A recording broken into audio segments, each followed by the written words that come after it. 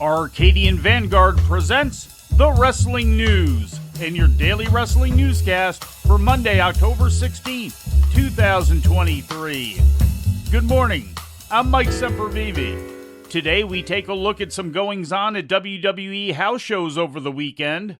WWE came to Springfield, Missouri last night for the first time in 16 months, with a Super Show main evented by Seth Rollins retaining the World Heavyweight title against Shinsuke Nakamura. The match marked Rollins' 35th defense of the title and his 6th against Nakamura. Cody Rhodes and Jey Uso made their 4th defense of the undisputed WWE Tag Team Championship, defeating the teams of Giovanni Vinci and Ludwig Kaiser and the Alpha Academy in a triple threat. In the opening match, Sami Zayn teamed up with LA Knight to defeat the Bloodline's Jimmy Uso and Solo Sikoa. In another triple threat title match, Io Sky successfully defended the WWE Women's Championship against Charlotte Flair and Asuka.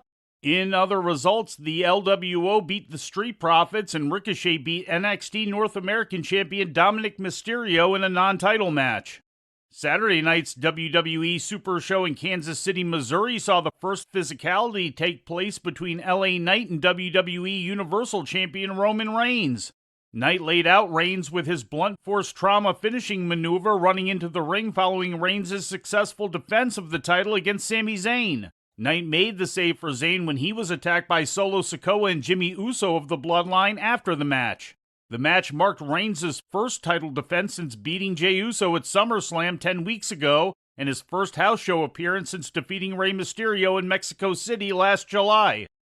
Taking a look at Japan, Stardom's 13th annual Goddess of Stardom Tag League began yesterday inside the Ota City General Gymnasium in Ota City.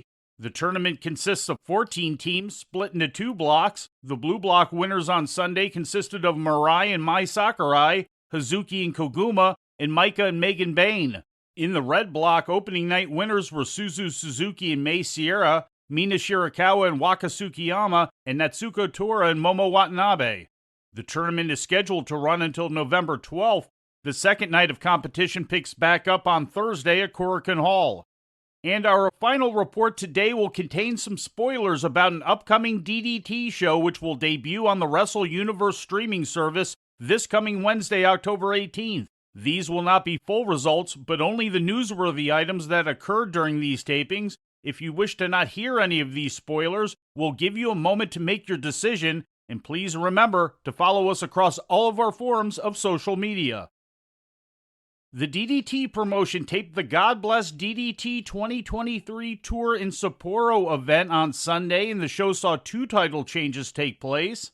Mao defeated Takeshi Masada to win the DDT Iron Man Heavy Metal title, but then lost it back to Masada when the two had a second match.